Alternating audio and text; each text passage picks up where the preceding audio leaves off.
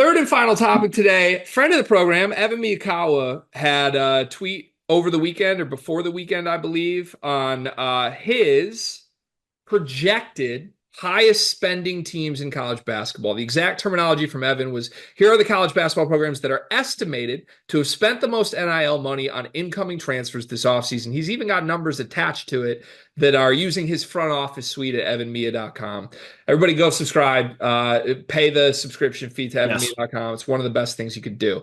Indiana is estimated to have spent more money than anyone, $10.1 million. USC next, Iowa third at 9 million and higher. Michigan fourth, 8.9. Kentucky fifth, 8.8. St. John's, Baylor, Miami, Virginia, and Texas A&M round out our top 10.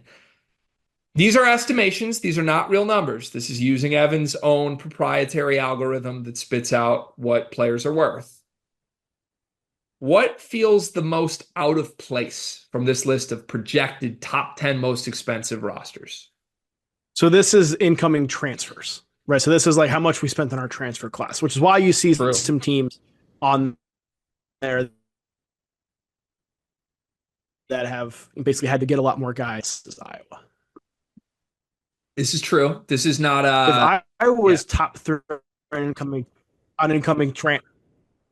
if Iowa, I know they had to bring a lot in, but if you're spending 9 million on all of those guys you brought in, one of whom is like a big name, how much are you giving everybody? Are you giving like $1.5 million to each Drake transfer you brought in? Did you throw Bennett shirts? Like what happened there to make this $9 million? Yeah, it's a good question. You look at it like, is Brendan Hausen getting 2.5 million? Is like Alvaro Folgueras is a guy a lot of people like. Right. You could tell me he's a 2 to 3 million guy, and maybe I'd believe it. But yeah, that one jumped out immediately. Iowa 9 million feels crazy. It's a good distinction by you that this is just for transfers and not rosters as a whole. But if it is just transfers, I do kind of want to look at Kentucky's for just a minute.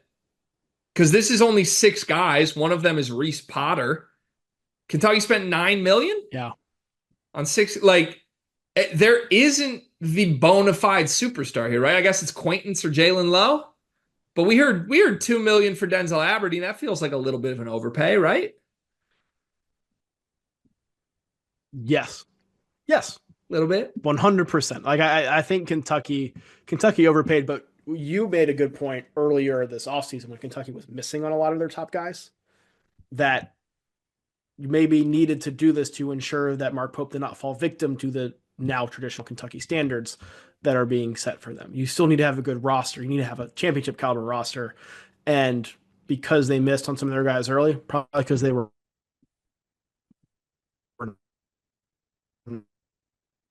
not the top offer, I think they felt like they had to make sure they were the top offer.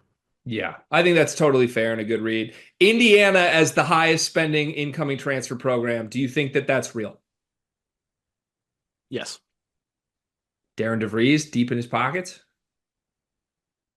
I think Indiana's deep in their pockets. They had to retool like the whole roster. Yeah, there were a lot of open spots. That's true. All right. Shout out to Evan Miya. Everybody go subscribe to evanmiya.com. Take advantage of his front office suite. This video is presented by Underdog Fantasy, and they've got a free pick tonight that you're going to want to take advantage of. Anthony Edwards to score over 0.5 points. Ant scores every single playoff game, as far as I know. Card, has he ever not scored? Not since I've been alive, and that's 32 years for those wondering out there. That pick sounds extremely free. Promo code SLEEPERS as a first-time depositor at Underdog Fantasy. You can get up to $1,000 in bonus bets and a free pick. This is the shortest ad read we've ever done. You're welcome. Back to the video.